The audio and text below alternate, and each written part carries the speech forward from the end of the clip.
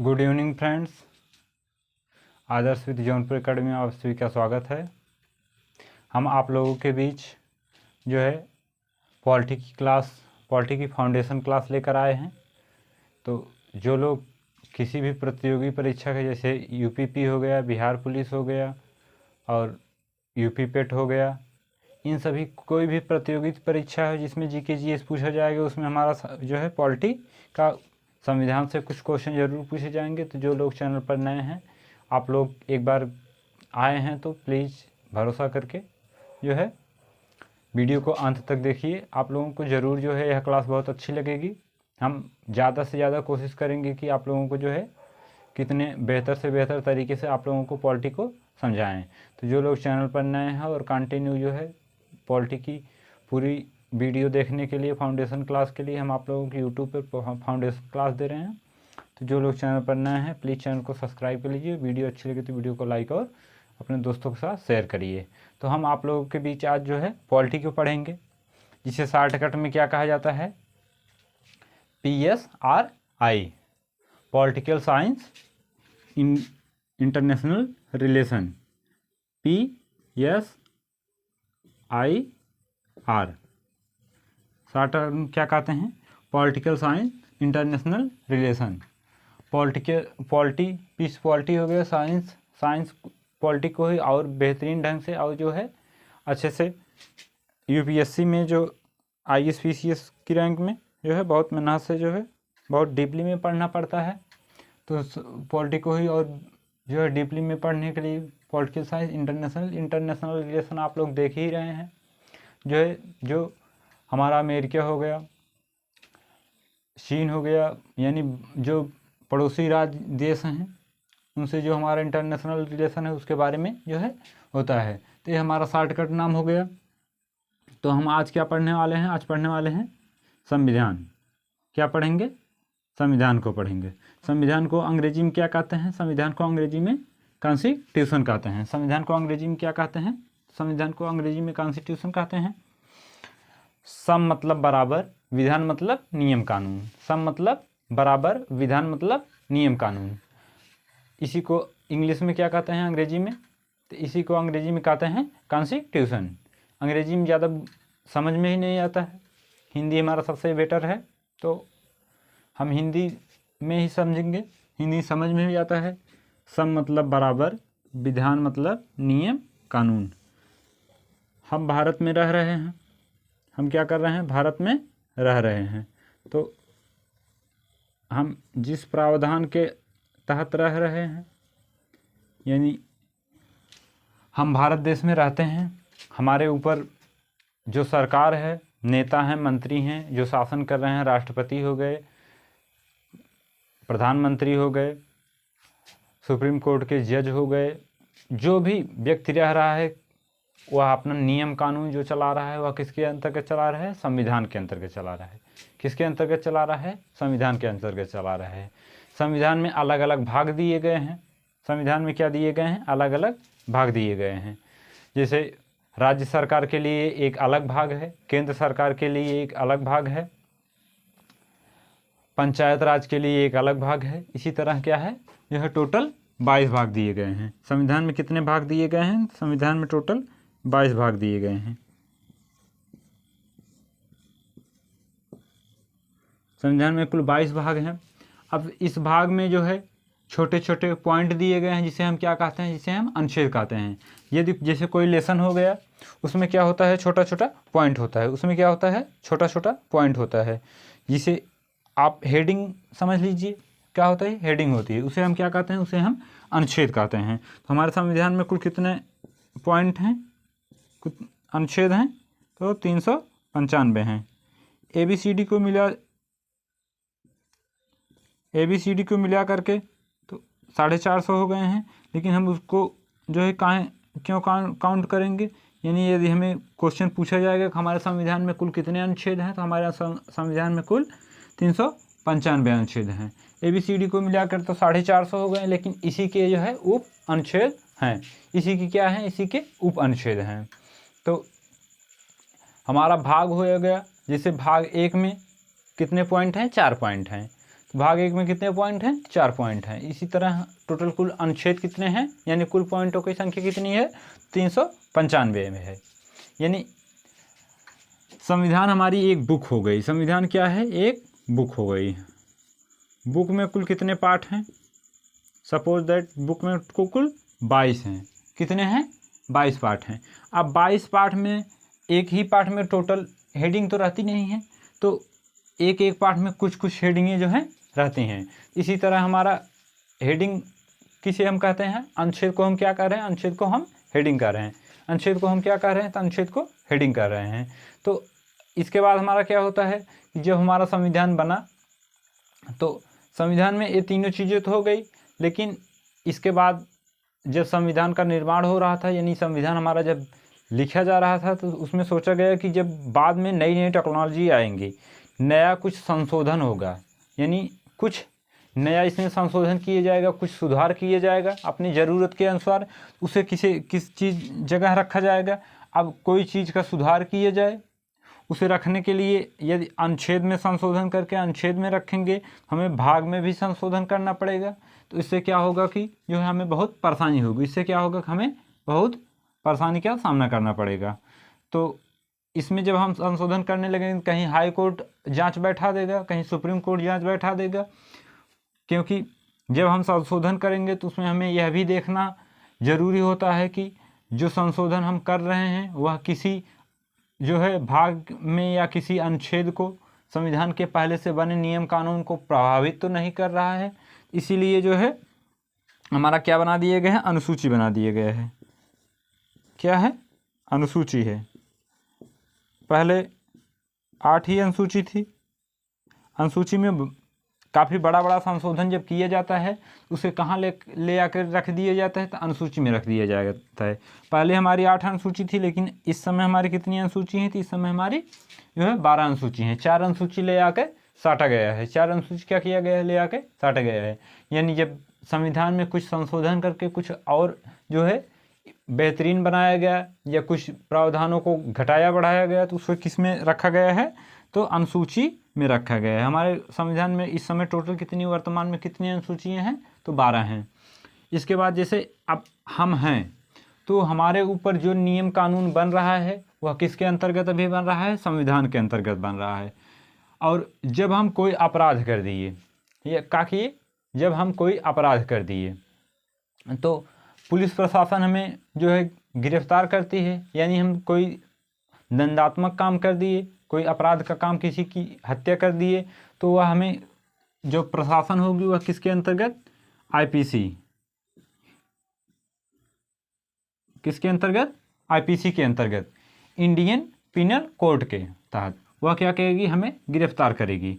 हम नॉर्मल से रहे, यानी हम सामान्य रूप से रह रहे हैं, तो हमारे ऊपर जो है शासन का काम किस हिसाब से हो रहा है? तो संविधान के हिसाब से हो रहा है। किसके हिसाब से हो रहा है? संविधान के हिसाब से हो रहा है। मुख्यमंत्री हमारे ऊपर शासन कर रहे हैं, वे भी संविधान के हिसाब से कर रहे हैं। यानी इंसान चाहे छोटा हो चाहे बड़ा हो, ऊंच हो नीच हो, गरीब हो या अमीर हो, सबके लिए क्या है? हमारा कानून बराबर है। लेकिन यदि हम कोई अपराध कर दिए, हम किसी को गोली मार दिए, तो हमें पुलिस जब गिरफ्तार करेगी तो वह किसके अंतर्गत गिरफ्तार करेगी? तो वह जो है आईपीसी के तहत गिरफ्तार करेगी। किसके अंतर्गत गिरफ्तार करेगी? आईपीसी। आईपीसी में क्या होती है? आईपीसी में धारा होती है।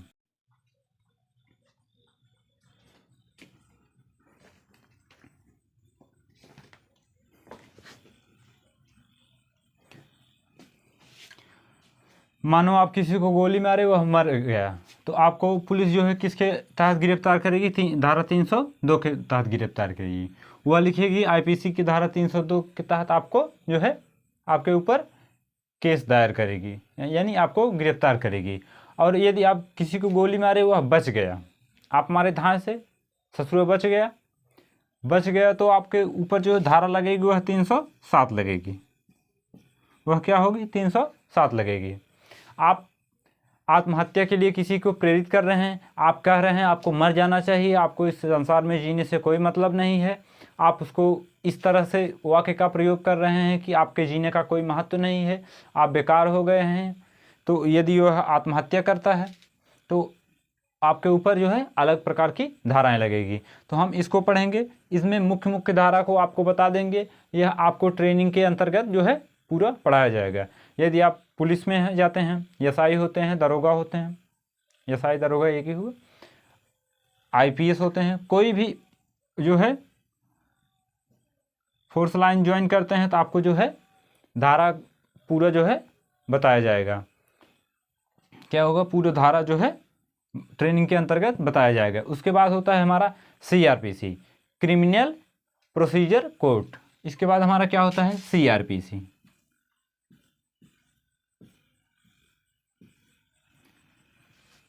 Criminal procedure code.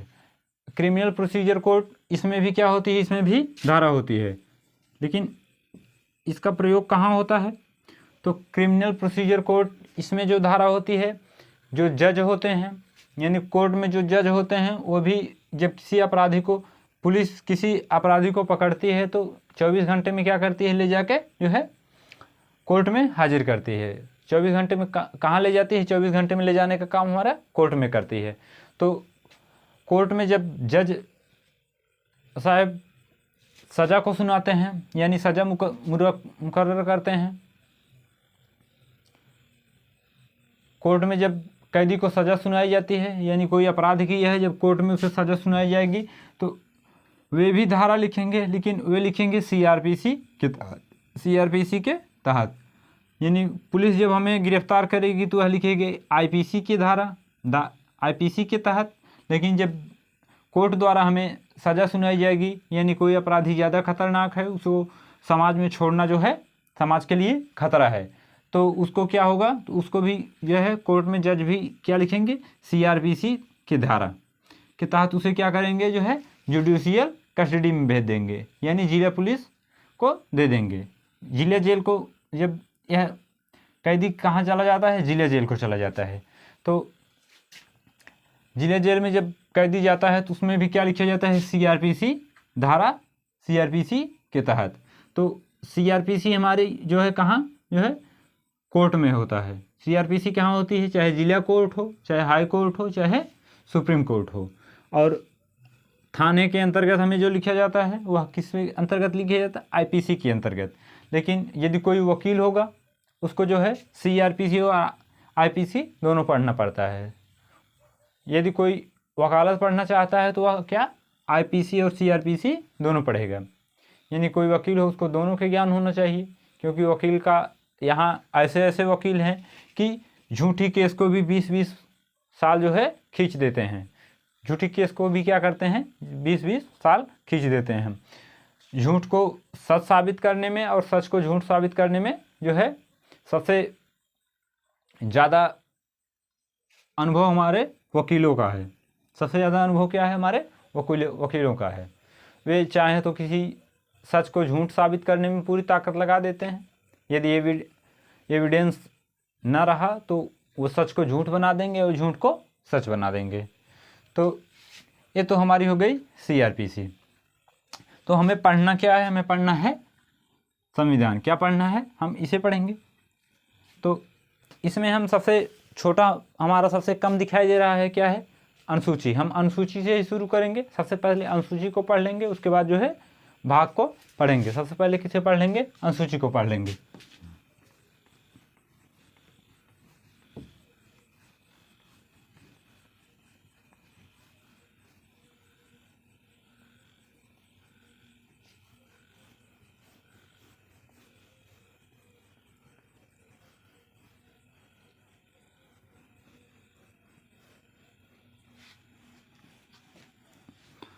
हमारे संविधान में टोटल कितनी अनुसूचियाँ हैं, तो हम सबसे पहले अनुसूची को ही देख लेते हैं कि हमारे संविधान में टोटल कितनी अनुसूचियाँ हैं। तो हमारे संविधान में टोटल 12 अनुसूचियाँ हैं। कितनी अनुसूचियाँ हैं, हम अनुसूची को पढ़ रहे हैं।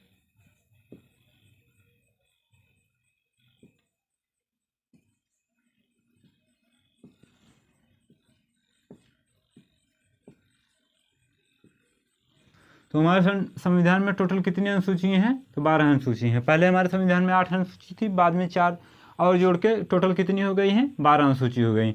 अनुसूची 1 में क्या क्या कहा गया है, अनुसूची 1 में है हमारा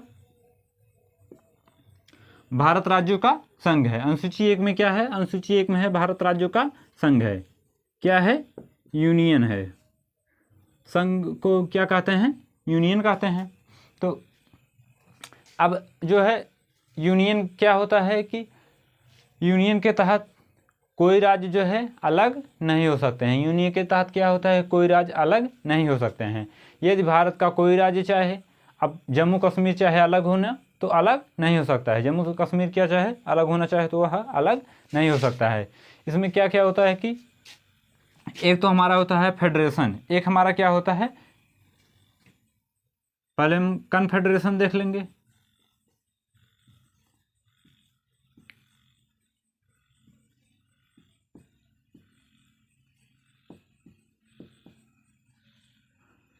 दूसरा हमारा क्या है? फेडरेशन।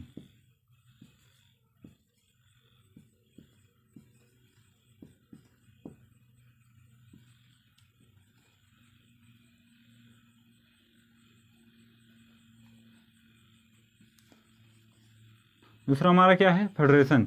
कन्फेडरेशन के अंतर्गत कोई राज्य जो है, इसमें क्या होता है, इसमें कोई राज्य जो है, किसी देश का कोई राज्य चाहे तो आसानी से अलग हो सकता है। उसमें क्या होता है, कोई राज्य जो चाहे आसानी से अलग हो सकता है। लेकिन फेडरेशन में जो है, इसमें भी राज्य आसानी से अलग होते हैं, लेकिन उतनी आसानी से अलग नहीं होते हैं। तीसरा हमारा आता है यूनियन। भारत कैसा है? भारत हमारा यूनियन है। इसमें जो है कोई राज्य अलग नहीं हो सकते हैं। इसे समझने के लिए सोच लीजिए, कोई ईंट की दीवार हो गई, वह जो है सिर्फ ईंट को एक दूसरे के ऊपर रख के जोड़ दी गई है। यानी खर्रे ईंट की दीवार को जोड़ दिए गए हैं, उसको अलग करना जो है आसान होता है। उसको एक हाथ से पकड़िए और खींच लीजिए, जो है आसानी से अलग हो जाता है। तो अब उसी दीवार को यदि सीमेंट के द्वारा या मिट्टी के द्वारा जोड़ दिया जाए, यानी मिट्टी को आपस में जो है सीमेंट के द्वारा उसे जोड़ दिया जाए, तो वह भी अलग होता है। वह हमारी, जैसे कोई ईंट की दीवार हो गई इस तरह, इसको अलग करना चाहें कोई आसानी से अलग कर सकता है।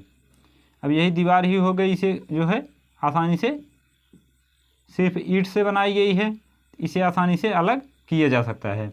लेकिन वही दीवार को मिट्टी लगा के या सीमेंट के किसी भी चीज़ से जो है जोड़ दिया जाए, किसी चीज़ से क्या किया जाए, जोड़ दिए जाए, थोड़ा समस्या होगी, यह भी क्या होगा, यह भी अलग हो जाएगा। इसमें अब इसमें हो गया हमारे, जैसे सार्क देश हो गया, एक क्या हो गए, सार्क देश हो गए। एक क्या है, आसानी से अलग हो सकते हैं। सार्क देश हमारा क्या हो सकता है, आसानी से अलग हो सकता है। लेकिन फेडरेशन में, कन्फेडरेशन में तो आसानी से अलग हो सकता है, लेकिन फेडरेशन में अलग हो सकता है, लेकिन उतना आसानी से अलग नहीं हो सकता है। यानी कोई ईंट की दीवार हो गई, वह सीमेंट लगा के जोड़ी गई, उसको भी जो है अलग किया जा सकता है, लेकिन उतनी आसानी से अलग नहीं किया जा सकता है। तो अमेरिका भी हमारा जब चाहे अलग हो सकता है, लेकिन आसानी से अलग नहीं हो सकता है। वह भी जब चाहे अलग हो सकता है। पहले अमेरिका बहुत बड़ा था, लेकिन वह भी कई राज्यों में टूटा, कई देशों में टूटा। उसके बाद हमारा आता है यूनियन। यूनियन मान लीजिए कोई दीवार है, उसको क्या किया गया है, जोड़ा भी गया है, उसके बाद उसको प्लस्तर करके एकदम मेंटेन कर दिए गए है। अब कोई दीवार जब प्लस्तर कर दी गई है, अब तोड़ने के तो हथौड़ा लेकर तोड़ दो, आप तोड़ना चाहो हथौड़ा लेकर तोड़ दो तो कुछ भी टूट सकता है। लेकिन एक मानने के लिए, समझने के लिए सोचिए कि कोई दीवार को जो है प्लस्तर करके उसे ढक दिया गया है, यानी हमें दिखाई नहीं दे रहा है कौन सा ईंट कहाँ से जोड़ा गया है। अब हम उसे अलग नहीं कर सकते हैं, उसे क्या कर सकते हैं, अलग नहीं कर सकते हैं। तो भारत हमारा कैसा है, भारत हमारा यूनियन है। भारत हमारा कैसा है, तो भारत हमारा यूनियन है। अब भारत का कोई राज्य चाहे तो अलग होना चाहे तो वह अलग नहीं हो सकता है। भारत का कोई राज्य चाहे अलग होना तो वह अलग नहीं हो सकता है। तो एक में हमारा क्या कहा गया है, एक में हमारा कहा गया है भारत राज्यों का संघ है। भारत क्या है, भारत राज्यों का संघ है। अब दो, अनुसूची 2 हमारा क्या है, तो अनुसूची 2 में हमारा है वेतन। अनुसूची 2 में क्या है, अनुसूची 2 में है वेतन।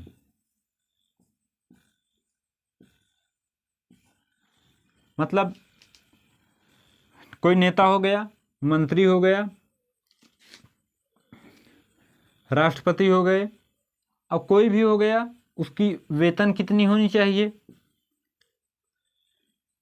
जो अधिकारी हैं उनका कितना वेतन होना चाहिए, वह किस में है, उसके नियम कानून हमारे किस में है, तो अनुसूची 2 में है। अनुसूची 2 में क्या है, तो किसी भी नेता, मंत्री, विधायक हो, चाहे राष्ट्रपति हो, चाहे जो भी हो, जिसको जो है सरकारी वेतन दिया जाता है, वह किस में है, तो उसके नियम कानून हमारे अनुसूची 2 में है। किस में है, अनुसूची 2 में है। अनुसूची 3 में हमारा क्या दिया गया है, तो अनुसूची 3 में हमारा दिया गया है शपथ। अब यही देख लीजिए, पहले पैसा बाद में शपथ। पहले क्या है, पहले पैसा है, बाद में शपथ।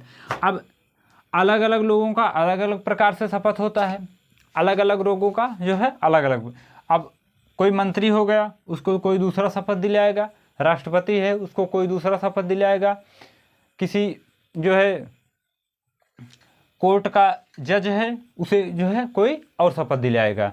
किसको कौन शपथ दिलाएगा और शपथ में क्या लेना है, यानी किस प्रकार से शपथ लेना है, वह हमारा किस में है, तो वह हमारा जो है अनुसूची 3 में है। यानी पहले पैसा बाद में शपथ। जब कोई आप देखते हैं शपथ लेता है कि मैं, अब एक मूवी का ही देख लीजिए, बाहुबली में महेंद्र सिंह बाहुबली जब शपथ लेते हैं, तो या किसी राज्य का मुख्यमंत्री जब शपथ लेता है तो एक पन्ना पढ़ता है, उसमें जो प्रावधान है वह किस में है, तो यहीं से जो है लिया गया है, अनुसूची 3 से ही उसको लिया गया है। किससे लिया गया, अनुसूची 3 से लिया गया है। अब अगला आता है हमारा अनुसूची 4।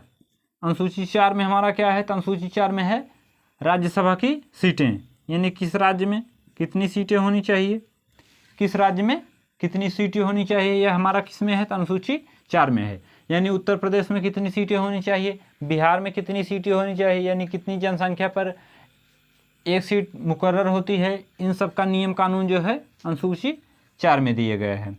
अगला आता है हमारा अनुसूची 5। अनुसूची 5 में हमारा है SC ST, यानी SC ST का विशेष प्रावधान जो है हमारा किस में है, तो SC ST का विशेष प्रावधान हमारा है अनुसूची 5 में है। अगला आता है हमारी अनुसूची 6। अनुसूची 6 में हमारे क्या हैं, पूर्वोत्तर राज्य हैं।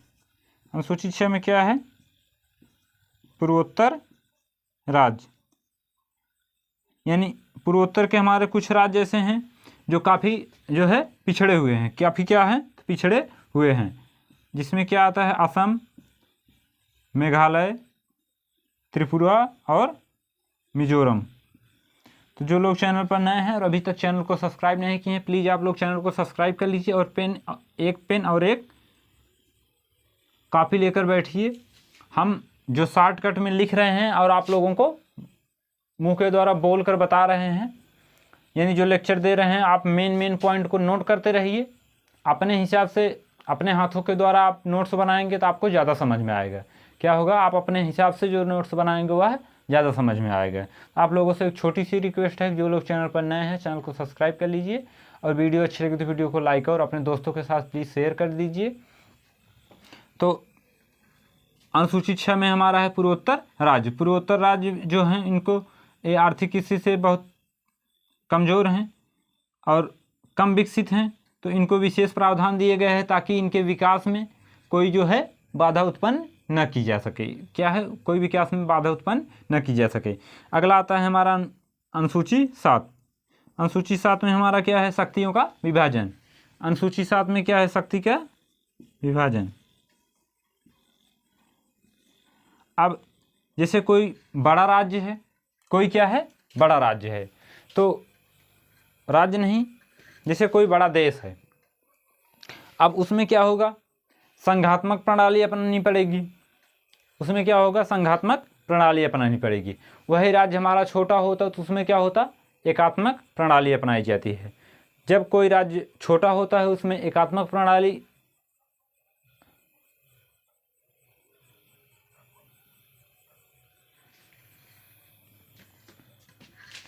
अनुसूची 7 में दिए गए हैं शक्तियों का विभाजन। अब जब कोई देश बड़ा होता है तो उसमें क्या होता है, संघात्मक प्रणाली अपनाई जाती है। लेकिन वही देश जो है, जब कोई देश छोटा होता है उसमें क्या होता है, एकात्मक प्रणाली अपनाई जाती है। जैसे कोई देश बड़ा है उसमें अलग अलग वेशभूषा के लोग रहते हैं, अलग अलग जो है भाषा के लोग रहते हैं। अब बिहार को ही देख लीजिए, बिहार में क्या है, एक ही राज्य में जो है 4-4 भाषा बोलने वाले लोग हैं। एक ही राज्य में क्या है, 4-4 भाषा बोलने वाले लोग हैं। तो अलग अलग जो किसी देश में अलग अलग वेशभूषा के लोग रहते हैं, अलग अलग भाषा को बोलने वाले लोग रहते हैं, उसमें एकात्मक प्रणाली नहीं चलाई जा सकती। उसमें क्या होती है, एकात्मक प्रणाली नहीं चलाई जा सकती है। तो जब कोई देश बड़ा होता है और उसमें जो है बहुत बड़ा होता है और अलग अलग जो है भाषा को बोलने वाले लोग होते हैं, तो एकात्मक प्रणाली चलाना पॉसिबल नहीं होता है, असंभव होता है। तो उसमें क्या होता है, जो है संघात्मक प्रणाली अपनाई जाती है। संघात्मक प्रणाली के अंतर्गत एक समस्या होती है कि शक्तियों का विभाजन। संघात्मक प्रणाली के अंतर्गत क्या होता है, हमें शक्तियों का विभाजन करना होता है, जिसमें कुछ शक्तियाँ जो है केंद्र राज्य को दे रखा है। अब हमारा देश बहुत बड़ा है, हमारा देश क्या है, बहुत बड़ा है, तो उसमें जो है प्रधानमंत्री अकेले पूरे देश को तो चलाने में असमर्थ रहेंगे। पूरे देश को क्या है, अकेले नहीं चला सकते हैं। एक भौरा आ गया, डिस्टर्ब करके रखा है। तो वे क्या करेंगे, अपने कुछ शक्तियाँ जो है राज्य को दे रखेंगे, यानी राज्य के मुख्यमंत्री को क्या करेंगे, कुछ शक्तियाँ दे देंगे।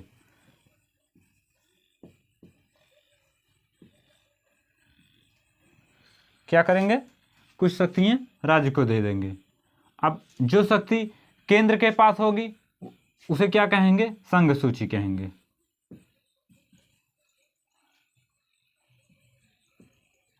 जब हमारा संविधान बन रहा था, जब हमारा संविधान क्या हो रहा था, हमारा संविधान जब बन रहा था, तो उसमें संघ सूची में जो शक्तियाँ जो है संघ सूची में लिखी गई वह किसके पास हैं, जो है केंद्र के पास हैं। और जो शक्तियाँ राज्य को दी गई उसे किस में लिखा गया है, राज्य सूची में। लेकिन कुछ ऐसी चीज़ें हैं, कुछ क्या हैं, ऐसी चीज़ें हैं, जैसे संघ सूची में हमारा क्या आता है, जैसे रेल हो गया, क्या हो गई, हमारी रेल व्यवस्था हो गई।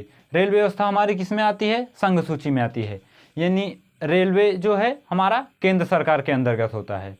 रेल हमारी किसके अंतर्गत होती है, तो केंद्र सरकार के अंतर्गत होती है। उसके बाद डाकघर हो गया,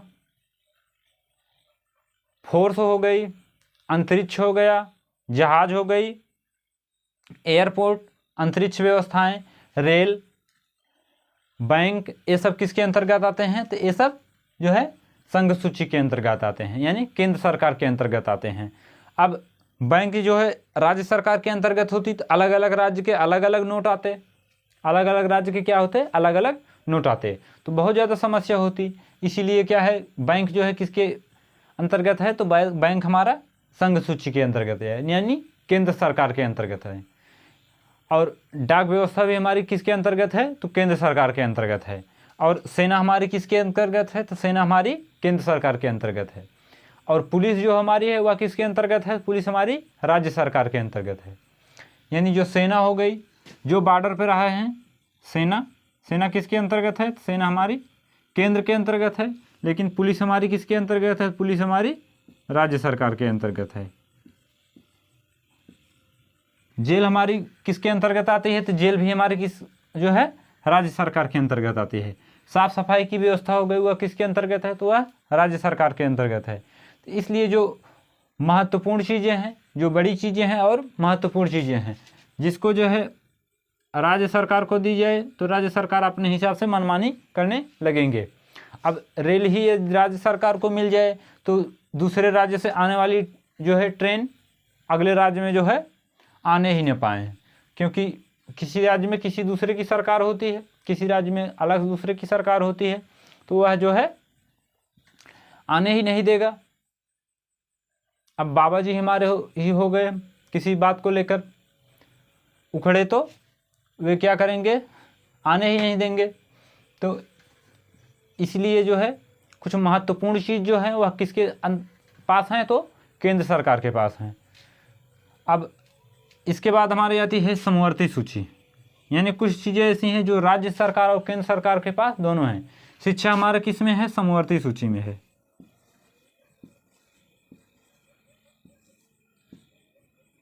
समवर्ती सूची में क्या हमारी है? शिक्षा है। शिक्षा व्यवस्था हमारी किसके अंतर्गत आती है? शिक्षा व्यवस्था हमारी समवर्ती सूची के अंतर्गत आती है। यानी शिक्षा के लिए कोई नियम कानून बनाना चाहता है, राज्य सरकार भी बना सकती है और केंद्र सरकार भी बना सकती है। यदि मान लीजिए अब यूपी बोर्ड का ही सिलेबस जब काटा गया, यदि राज्य सरकार चाहे कि हम सिलेबस में कुछ कम करना चाहते हैं और केंद्र सरकार चाहे नहीं हम कम नहीं करने देंगे, तो इसमें मान्य किसका होगा? यानी समवर्ती सूची में शिक्षा पे नियम कानून बनाने का अधिकार दोनों को है, तो मान्य किसका होगा? तो मान्य केंद्र सरकार को होगा। किसकी होगा? तो बड़ा कौन है? बड़ा हमारी केंद्र सरकार है। यानी पहले देश बाद में राज्य। पहले किसकी सुनी जाएगी? पहले हमारे देश की सुनी जाएगी। यानी नियम कानून यदि दोनों एक ही पे अड़ गए तो मान्य किसका हो जाएगा? तो मान्य हमारा केंद्र सरकार को हो जाएगा। इसलिए हमें यहाँ से एक चीज़ स्पष्ट होता है कि हम जो है संघात्मक होते हुए भी थोड़ा थोड़ा लक्षण किसका है? एकात्मक का है। संघात्मक होते हुए क्या है? थोड़ा थोड़ा लक्षण एकात्मक का है। अब इसके बाद क्या है कि जब हमारा संविधान बन रहा था तो वे लोग इतने समझदार थे कि इन सब चीज़ों के बाद भी एक सादा पन्ना जोड़कर चले गए। क्या किए? एक सादा पन्ना जो है जोड़कर चले गए, जो किसके अंतर्गत आता है? अवशिष्ट सूची के अंतर्गत। किसके अंतर्गत?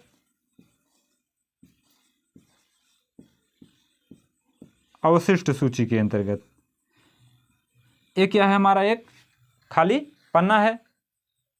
ये हमारा क्या है? एक खाली पन्ना है। यानी जब संविधान बन रहा था तब सब लोगों ने सोचा कि इसके बाद जब नई नई टेक्नोलॉजी आएंगी, यानी नया कुछ आएगा, परमाणु ऊर्जा हो गया और नई नई जो टेक्नोलॉजी आ रही हैं, फेसबुक हो गया और हमारा गूगल पे, फ़ोन पे, एक डिजिटल जो है, जितना डिजिटल सब होता जा रहा है वह किस में जोड़ा जा रहा है? हमारा अवशिष्ट सूची के अंतर्गत जोड़ा जा रहा है।